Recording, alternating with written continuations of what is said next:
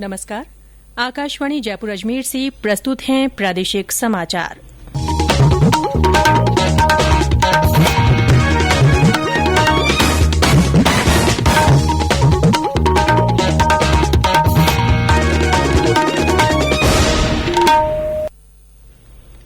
समाचारों के साथ मैं रितिका गुप्ता। राज्य विधानसभा का आपात सत्र बुलाने के मुद्दे पर राज्यपाल को नया प्रस्ताव भेजने के लिए आज कैबिनेट की बैठक होगी। ये प्रस्ताव आज राज्यपाल को भेजा जाएगा। देर रात हुई राज्य मंत्रिमंडल की बैठक में 6 बिंदुओं पर चर्चा कर प्रस्ताव तैयार किया गया है।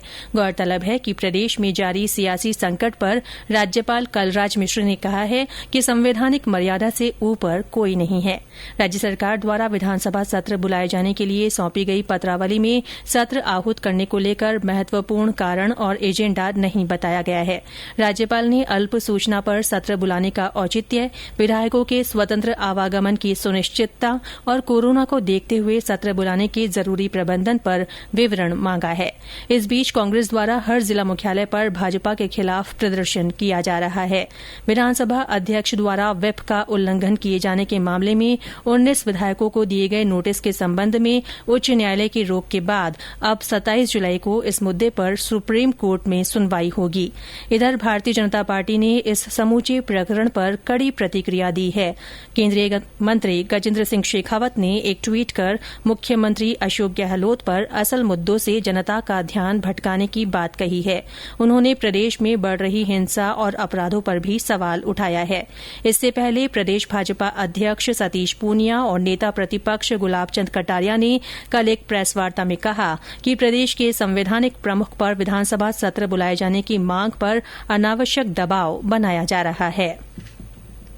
प्रदेश में आज कोरोना संक्रमण के 557 नए मामले सामने आने के साथ अब कोरोना संक्रमितों की कुल संख्या 34,735 हो गई है। स्वास्थ्य विभाग द्वारा जारी रिपोर्ट के अनुसार सबसे ज्यादा 313 मरीज अलवर में मिले हैं। कोटा में 80, जयपुर में 58, अजमेर में 41, बाड़मेर में 20, उदयपुर में 10, बूंदी में 9, भीलवाड़ा में 7, बांसवाड़ा और झुंझुनूं में 5-5, हनुमानगढ़ में 4, डूंगरपुर में 3 और दौसा में 2 लोगों में कोरोना संक्रमण की पुष्टि हुई है। प्रदेश में अब तक 24,657 लोग कोरोना संक्रमण से मुक्त हो चुके हैं। इनमें से 23,646 लोगों को अस्पतालों से छुट्टी मिल गई है। प्रदेश में अभी 9,470 सक्रिय मरीज हैं। इस बीमारी से अब तक 608 लोगों की मृत्यु हो चुकी है। प्रधानमंत्री नरेंद्र मोदी कल सुबह 11 बजे आकाशवाणी पर मन की बात कार्यक्रम में देश विदेश के लोगों के साथ अपने विचार साझा करेंगे। ये इस मासिक रेडियो कार्यक्रम की 67वीं कड़ी होगी। आकाशवाणी और दूरदर्शन के समूचे नेटवर्क पर इसका प्रसारण किया जाएगा। प्रदेश में पिछले 2 दिनों से मानसून की बारिश का अच्छा असर नजर आ रहा है। अजमेर, जयपुर, नागौर, पाली और उदयपुर जिलों में हुई बारिश से औसत बारिश में भी बढ़ोतरी हुई है। हालांकि राज्य में मानसून के समय पूर्व आने के बावजूद अब तक मानसून की बारिश सामान्य से कम हुई है। बीते 24 घंटों में सबसे अधिक 151 मिलीमीटर बारिश पाली जिले के मारवाड़ जंक्शन में हुई। अजमेर जिले के पेसांगन में 140, रूपनगढ़ में 122 और पुष्कर में 71 मिलीमीटर बारिश दर्ज की गई। इसके अलावा नागौर जिले के रियाबाड़ी में 125, मेड़ता सिटी में 100, डीडवाना में 94 और डेगाना में 70 मिलीमीटर पानी बरसा।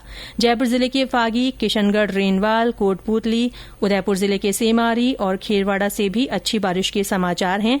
इसके अलावा अलवर, भरतपुर, भीलवाड़ा, प्रतापगढ़, राजसमंद, सीकर और टोंक जिलों में भी कई स्थानों से हल्की से मध्यम दर्जे की बारिश होने की खबर है। मौसम विभाग से मिली जानकारी के अनुसार आज उदयपुर, भरतपुर, जयपुर, अजमेर और कोटा संभागों में अनेक स्थानों पर हल्की से मध्यम दर्जे की बारिश हो सकती है। अजमेर संभाग में कहीं कहीं भारी बारिश होने की भी संभावना जताई गई है। उत्तर पश्चिम रेलवे में पहली विद्युतीकृत ट्रेन 28 जुलाई को चलेगी। रेलवे ने दिल्ली अहमदाबाद रूट पर दिल्ली से अजमेर के बीच विद्युतीकरण का काम पूरा कर लिया है। मंडल रेल प्रबंधक ने बताया कि दिल्ली सराय रोहिल्ला से अजमेर के बीच चलने वाली जन शताब्दी एक्सप्रेस इस मार्ग की पहली इलेक्ट्रिक ट्रेन बनेगी। और अब आकाशवाणी जयपुर की विशेष अपील। श्रोताओं, कोरोना से बचाव के लिए घर से बाहर हमेशा मास्क पहनें, 2 गज की दूरी बनाए रखें, बार बार हाथ धोएं और बहुत आवश्यक होने पर ही घर से बाहर निकलें। इसी के साथ प्रादेशिक समाचार बुलेटिन समाप्त हुआ। हमारा अगला बुलेटिन राजस्थानी में दोपहर 3 बजे प्रसारित होगा। नमस्कार।